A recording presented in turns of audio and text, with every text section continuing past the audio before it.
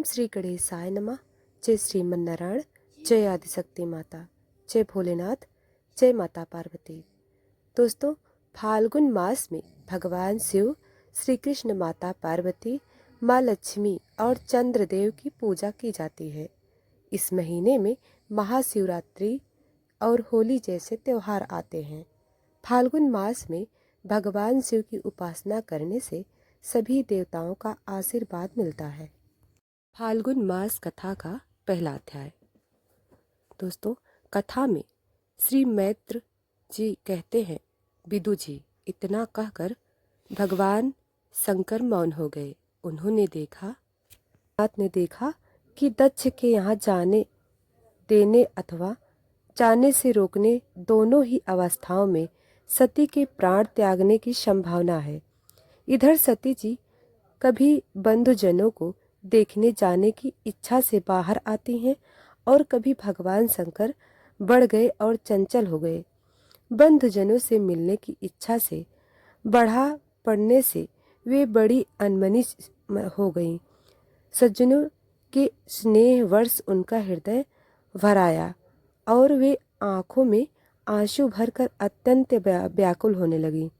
उनका शरीर थर थर कांपने लगा और प्रीतम पुरुष भगवान भोलेनाथ और इस प्रकार रोज पूर्ण दृष्टि से देखने लगे, मानो उन्हें भस्म कर देंगे।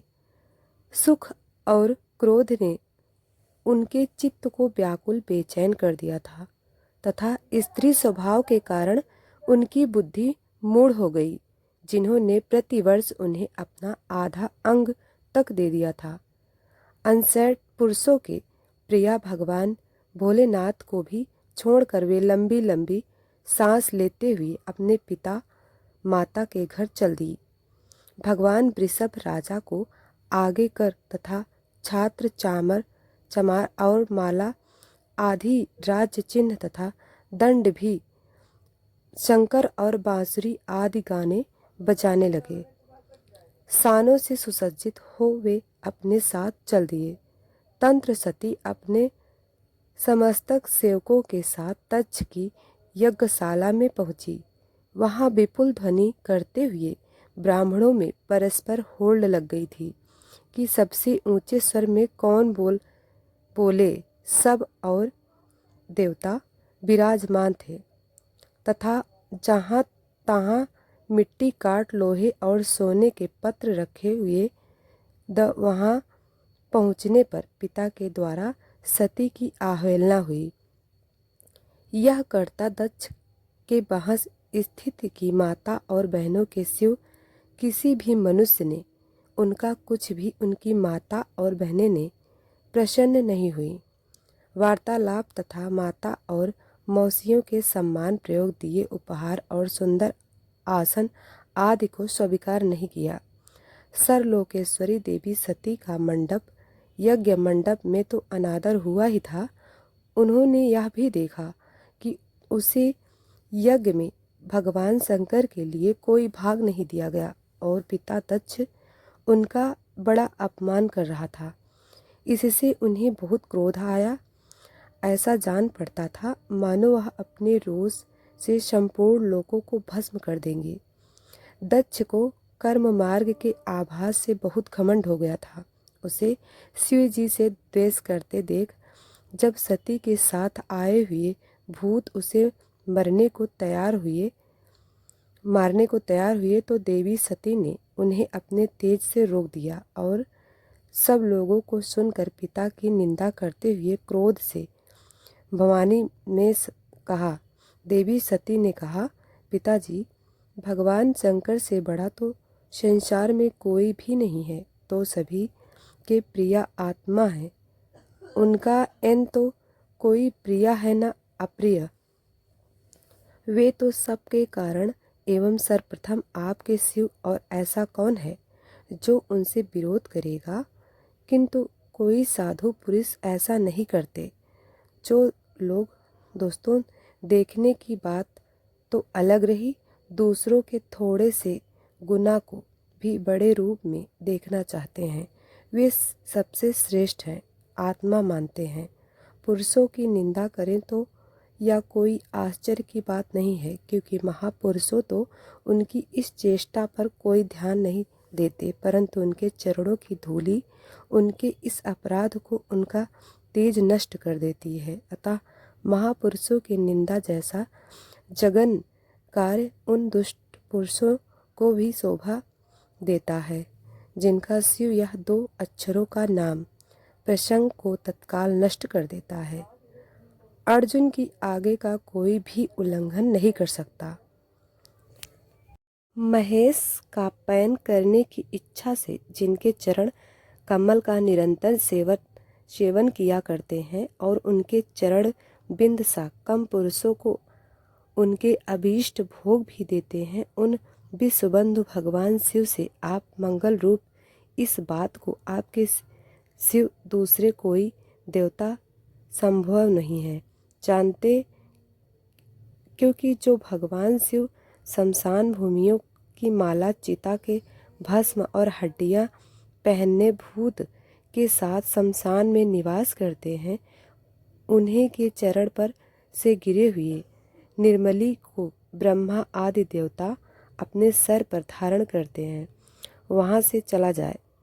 इसलिए स्वयं अपने प्रांत यही धर्म है। अब भगवान नीलकंठ की निंदा करने वाले हैं, इसलिए आपसे उत्पन्न हुए इस शरीर को अब मैं नहीं रख सकती। यदि भूल से कोई नृत्य वस्तु खा ली जाए तो उसे वामन करके निकल देने से मनुष्य की शुद्धि बधाई जाती है। जो माँ माड़ी निरंतर अपने स्वरूप में ही रमन करते हैं, उनकी बुद्धि सर्वदा वेद के विभिन्न क्षेत्र में वाक्य का अनुसरण नहीं करती। जिस प्रकार देवता और मनुष्य की गति में भेद रहता है, उसी प्रकार ज्ञानी और अग्नि की स्थिति नहीं होती। इसलिए मनुष्य को चाहिए कि वह अपने धर्म मार्ग में स्थित रहते हुए भी दूसरों के मार्ग की निंदा करे।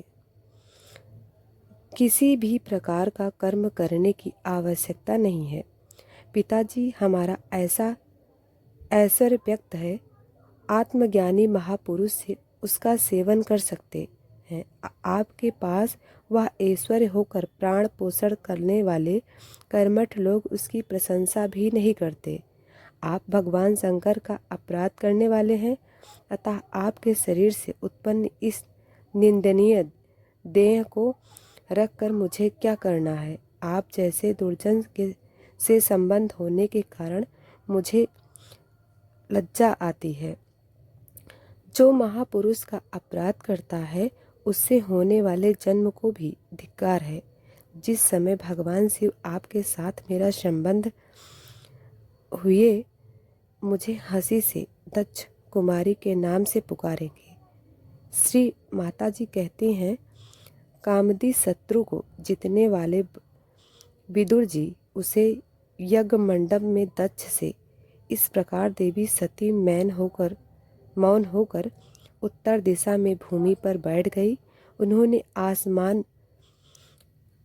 आसमान करके पीला वस्त्र और लिया तथा आंखें मूंद कर शरीर छोड़ने के लिए योग मार्ग में स्थित हो गई। उन्होंने आसन को स्थिर कर प्राणायाम द्वारा प्राण और अपनों को एक रूप करके नाभि चक्र में स्थित किया। फिर उड़ान वायु को नाभि चक्र से ऊपर उठाकर धीरे धीरे बुद्धि के साथ हृदय में स्थापित किया। इसके पश्च आनंदित सती उसके हृदय स्थित वायु को कंठ मार्ग में बीच में ले लिया। इस प्रकार से भगवान शंकर ने कई बार बड़े आदर से अपनी गोद में बैठाया था।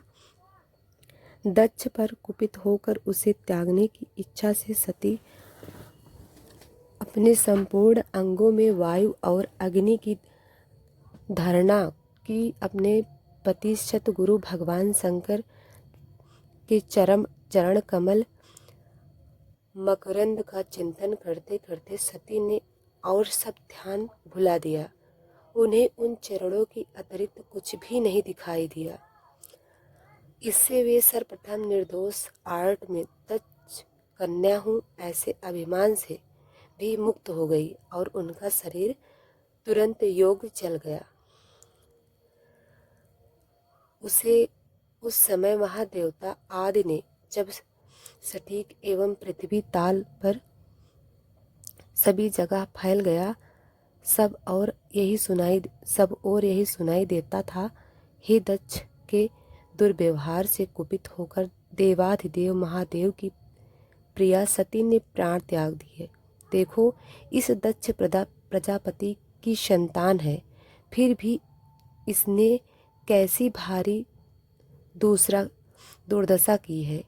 इसकी पुत्री शुद्ध हृदय सती तथा हिमान पाने योग्य थी, किंतु इसने उसका ब्राह्मण द्रोही है। अब इसकी संसार में बड़ाई करने को तैयार हुई, तब इस शंकर द्रोही ने उसे रोका। तब नहीं, जिस समय सब लोग ऐसा कर रहे थे, उस समय शिव जी के पार्षद सती यह अनुभव प्राण त्याग देख अस्त्र शस्त्र लेकर दक्ष को मारने के लिए उठ खड़े हुए। उनकी आक्रमण का वेट देखकर भगवान फेकू ने यज्ञ में विघ्न डालने वालों को नाश करने के लिए आप खत्म रक्षा इत्यादि मंत्र का उच्चारण करते हुए दक्षिण में आहुति छोड़ी। कुंड से रिवु नाम के हजारों तेजस्वी देवता प्रकट हो गए। उन्होंने अपनी तपस्या के प्रभाव से चंद्रलोक प्राप्त किया था। उन ब्रह्मा तेज संपन्न देवताओं ने जलती हुई लकड़ियों से आक्रमण किया तो समस्त गण इधर उधर भाग गए। तो इसी के साथ यह अध्याय समाप्त हुआ। इसके बाद भगवान शंकर ने क्या किया, यह मैं अगले अध्याय में सुनाऊंगी। तब तक के लिए भगवान भोलेनाथ का नाम बोलिए। जय भोलेनाथ की।